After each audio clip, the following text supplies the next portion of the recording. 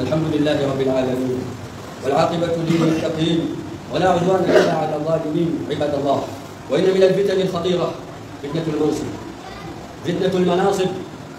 فعندما تكون على منصب ومسؤول عن أقوام أنت مفتون بذلك المنصب لينظر الله عملك.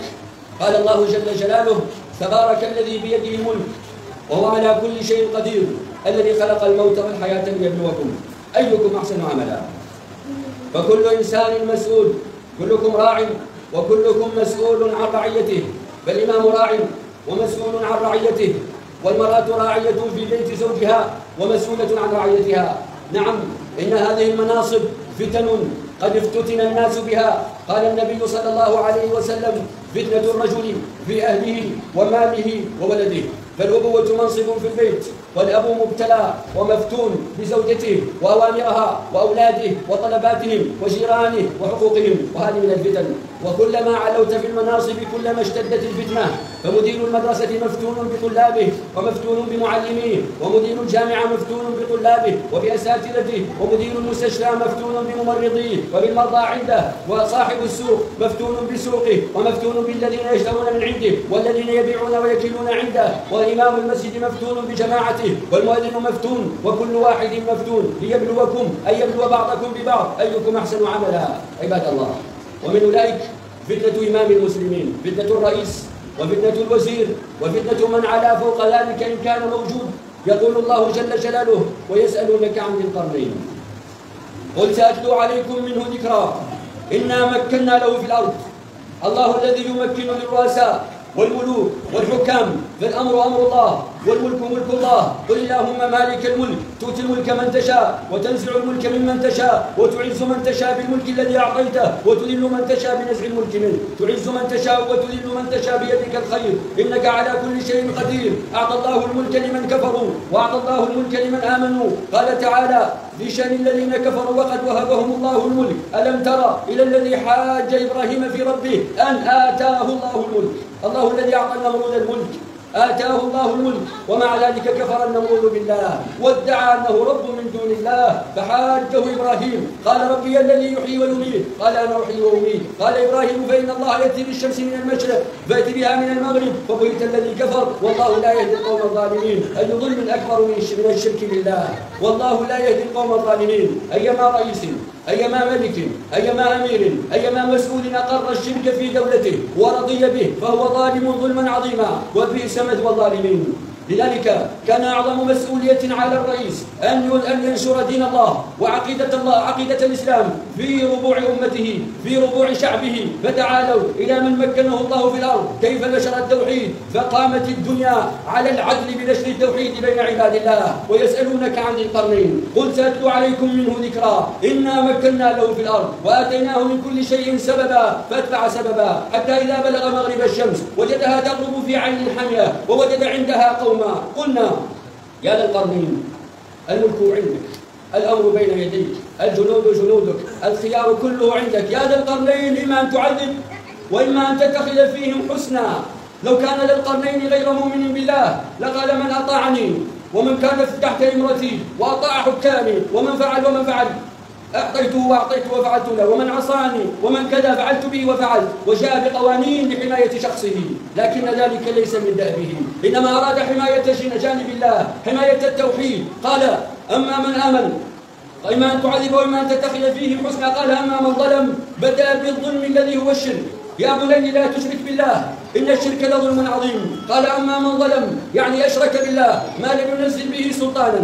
أما من ظلم فسوف نعذبه ثم يرد إلى ربه فيعذبه عذابا نكرا. وأما من آمن وعمل صالحا فله جزاء الحسنى يعني الجنة وسنقول له من أمرنا يسرا. فبدأ ينشر التوحيد في أرض الله والعدل في أرض الله. فلما نشر التوحيد والعدل مكنه الله من الأرض كلها، من مغربها إلى مشرقها، من شمالها إلى جنوبها، فأتبع سببا حتى إذا بلغ بمطلع الشمس وجدها تطلع على قوم لم نجعل لهم من دونها سترا كذلك وقد أحطنا بما لديه خبرا ثم أتبع سببا حتى إذا بلغ بين السدين وجد من دونهما قوما مضطهدين مهمشين مظلومين وجد من دونهما قوما لا يكادون يفقهون قولا قالوا يا ذا القرنين إن يأجوج وماجوج مفسدون في الأرض فهل نجعل لك خرجا نعطيك مال رشوة هل نجعل لك خرجا على أن تجعل بيننا وبينهم سدا هنا الضمير الإيماني هنا الخوف من الله هنا عقيدة التوحيد قال ما مكنني فيه ربي خير لا أريد منكم مالا ما أعطاني الله خير مما عندكم ما مكنني فيه ربي خير فاعلوني بقوة تعالوا بأيديكم بقوتكم اعملوا معي أجعل بينكم وبينهم ردما آتوني زبر الحديد وبدأ يشتغل بنفسه لأنه إمام لأنه قائد لأنه رئيس لأنه ملك لأنه خاف الله وأقر شرع الله وعقيدة التوحيد في عباد الله ما مكنني فيه ربي خير فاعلوني بقوة أجعل بينكم وبينهم ردما آتوني زبر الحديد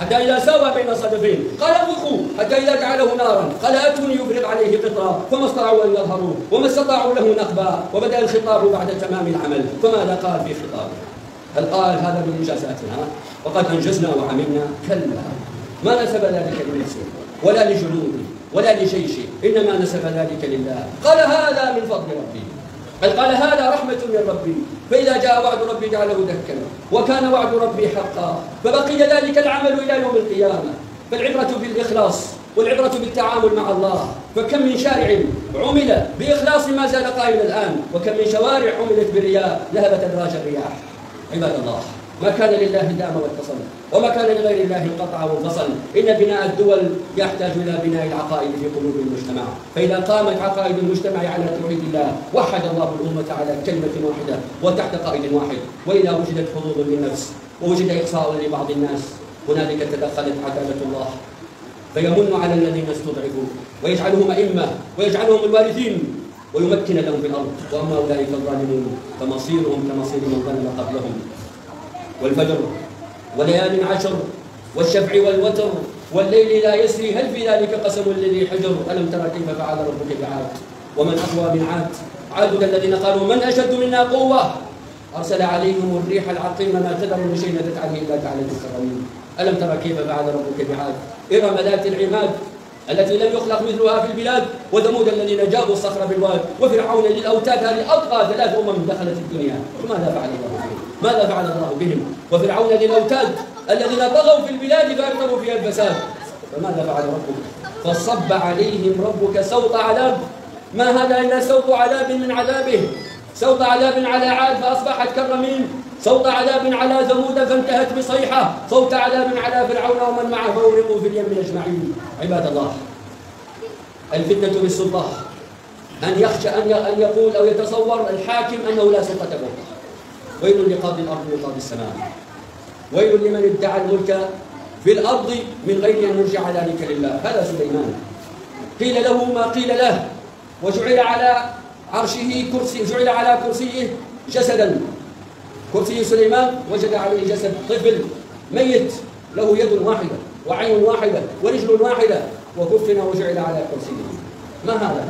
هذا ابنك لقد نكح سليمان 100 امرأة وقال لا طوفن الليل على 100 امرأة كل واحدة تلد فارسا فيأتون 100 فارس ونسي أن يقول إن شاء الله فما حملت إلا واحدة جاءت بشق رجل فوضع على كرسيه فلما رأى الجسد تذكر قرر ركع هنا حشر له جنوده من الإنس والجن والطير فهم يوزعون سخرت الريح له غدوها شهر ورواحها شهر خطب في الناس قال يا أيها الناس علمنا منطق الطير وأوتنا من كل شيء طيب من آتاكم كل شيء ومن علمكم هذا من فضل ربي ليبلوني أشكر أم أكفر اعملوا على ذلك شكرا وقليل من عبادي الشكور فشكر سليمان وشكر داود قبله فاستمرت دولتهم فجاء بنو إسرائيل من بعدهم فكفروا فمزقوا كل ممزق وسيطر عليهم اسكندر المقدوني وأخذهم من الشام إلى العراق وهناك باعهم أسرى وقتل من قتل وتفرقوا وتمزقوا في الأرض فمنهم من جاء إلى المدينة كبني قينقاع وبني قريظة وبني النضير ومنهم من ذهب إلى اليمن وهكذا مزقوا في الأرض بعد أن تركوا شكر نعمة الله عليهم عباد الله لقد بدأ أبناؤنا يهاجرون لماذا؟ وبدأ غيرنا يهاجر إلينا لماذا؟ أليس العمل الذي جاء المهاجر إلينا يريده هو العمل الذي هاجر أبناؤنا من أجله فأي الفريقين أحق بالأمن؟ ارجعوا إلى الله وليرجع الفقير إلى الله صابرا والغني إلى الله شاكرا، وولي الأمر إلى الله ناظرا في خلقه محتسبا فيهم، فليعطي الفقير وليقف في وجه الظالم وليأطره على الحق أطرا. يقول النبي صلى الله عليه وسلم: والله لتقبضن على يد ظالم ولتأطرنه على الحق أطرا، أو ليوشكن أن يعمكم الله بعذاب من عنده فيدعو سلحاءكم فلا يستجاب لهم. عباد الله، إن الدجال يأتي بالفتن الأربع: فتنة في العقيدة، فتنة في المال، فتنة في العلم، فتنة في المناصب، فحذاري ثم حذاري ثم حذاري أن تبيعوا دينكم بعرض من الدنيا قليل، فويل للذين يشترون بآيات الله ثمنا قليلا. عباد الله، والذي نفسي بيده إن الدنيا فانية، وقد وصاكم بذلك إبراهيم، ووصى بها إبراهيم بنيه ويعقوب: يا بني إن الله اصطفى لكم الدين فلا تموتن إلا وأنتم مسلمون. اللهم اهدنا فيمن هديت، وعافنا فيمن عافيت، وبارك لنا فيما أعطيت، وقنا واصرف عنا برحمتك شر ما قضيت، إنك تقضي بالحق ولا يقضى عليك.